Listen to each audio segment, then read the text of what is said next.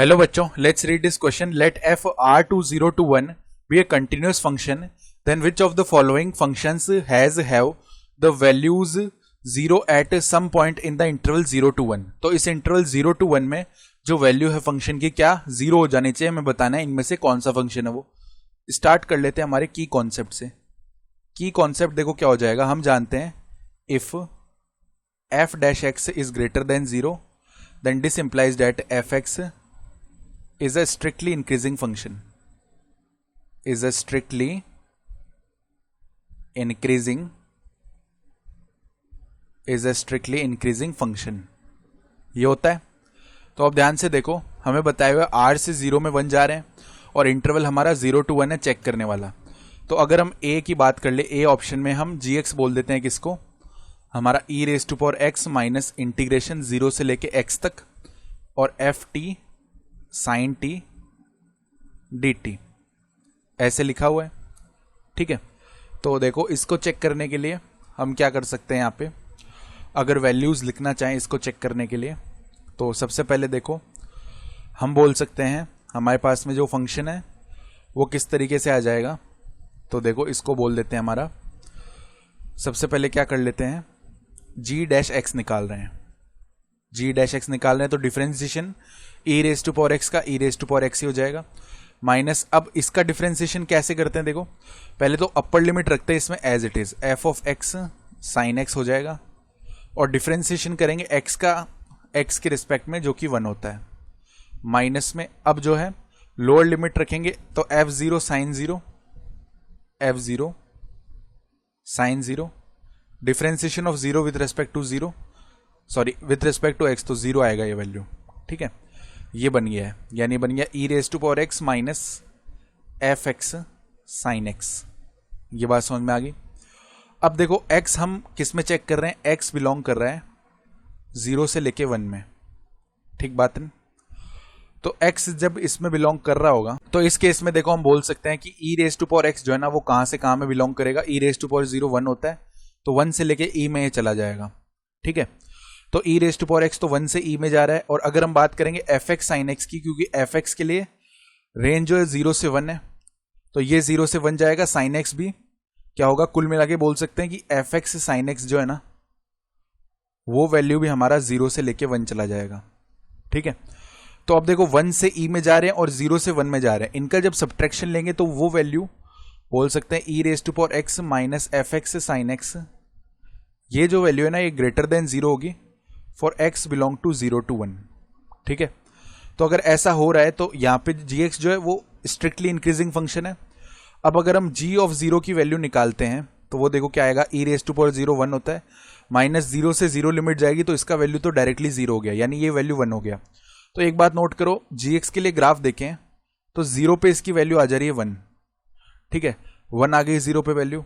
अब क्योंकि ये 0 से 1 में देखो 0 से लेके 1 में स्ट्रिक्टली इंक्रीजिंग है तो इसका जो कर्व है ना वो ऐसे जाएगा, ऊपर जाएगा। ठीक है, यानी 0 से 1 में ये x एक्सिस को तो कट नहीं करेगा अगेन। ठीक है, क्योंकि इंक्रीजिंग है, तो अगर ये x एक्सिस को कट नहीं कर रहा है इसका मतलब है कि यहाँ पे इसका वैल्यू जो है 0 नहीं होगा किसी भी पॉइंट पे 0 से 1 में। ये बात समझ में आ गई, यानी कि ऑप्शन ए गलत हो गया है। अब ऑप्शन बी की बात करते हैं, उसमें जो gx है उसका वैल्यू देखना क्या है, gx का वैल्यू एफ एक्स प्लस में इंटीग्रेशन 0 से लेके पाई अपॉन 2 तक और यहां पे f T sine T D t है, f T sine T D t. तो इसमें देखो क्या हो रहा है, एफ एक्स जो है ना एफ एक्स उसका रेंज है 0 से लेके 1 में।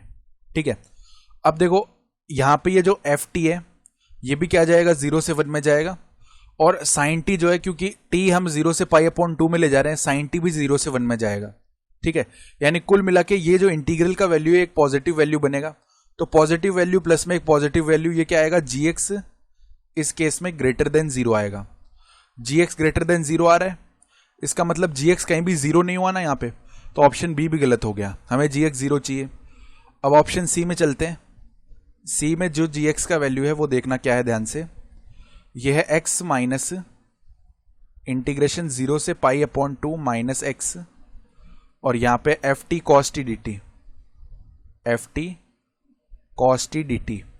इस केस में अगर हम g ऑफ 0 का वैल्यू निकाले वो आ जाएगा 0 माइनस 0 से pi upon 2 F T cos T D T. अब ये जो इंटीग्रल का वैल्यू है ना, क्योंकि 0 से पाई अपॉन 2 टी जा रहा है तो कॉस टी क्या होगा, ये हमारा 0 से 1 में जाएगा और एफ टी ऑलरेडी 0 से 1 में जा रहा है तो ये एक पॉजिटिव वैल्यू आएगा, बाहर नेगेटिव साइन है यानी ये वैल्यू लेस देन 0 है।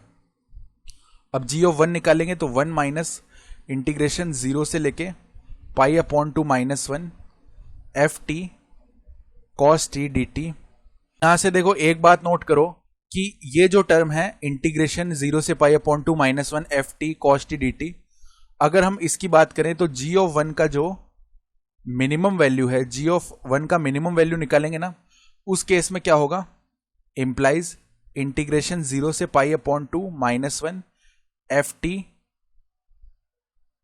कॉस टी डी टी, ये क्या हो जाएगा, मैक्सिमम हो जाएगा। और इसका जो मैक्सिमम वैल्यू है वो क्या आ सकता है, पाई बाई 2 माइनस 1 आ सकता है।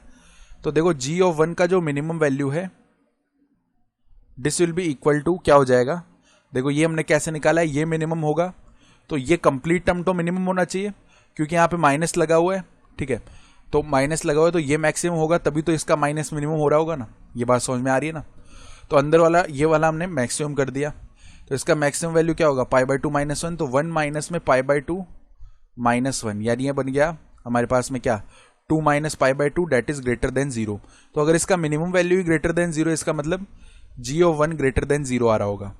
इसका मतलब क्या है, g ऑफ 0 तो लेस देन 0 आ रहा है, तो अगर हम दोनों का मल्टीप्लीकेशन करेंगे ना, g ऑफ 0 मल्टीप्लाई में g ऑफ 1, तो ये लेस देन 0 आएगा क्योंकि एक नेगेटिव क्वांटिटी एक पॉजिटिव क्वांटिटी है। इसका मतलब बीच में यहाँ पे कोई 0 आ रहा होगा, यानी एक ऐसी वैल्यू आएगी जहां पे 0 हो गया होगा, क्योंकि g ऑफ 0 पे तो इसका वैल्यू लेस देन 0 है।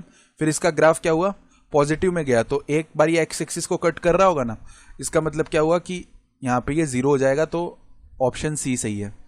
फिर ऑप्शन डी की बात करें तो x raise to power 9 minus f x, तो इसको तो देखो directly x raise to power 9 minus f x को जब हम 0 कर देंगे तो f x is equal to आ जाएगा x रेज टू पावर 9, यानी x का वैल्यू आ जाएगा f x whole raise to power 1 upon में 9।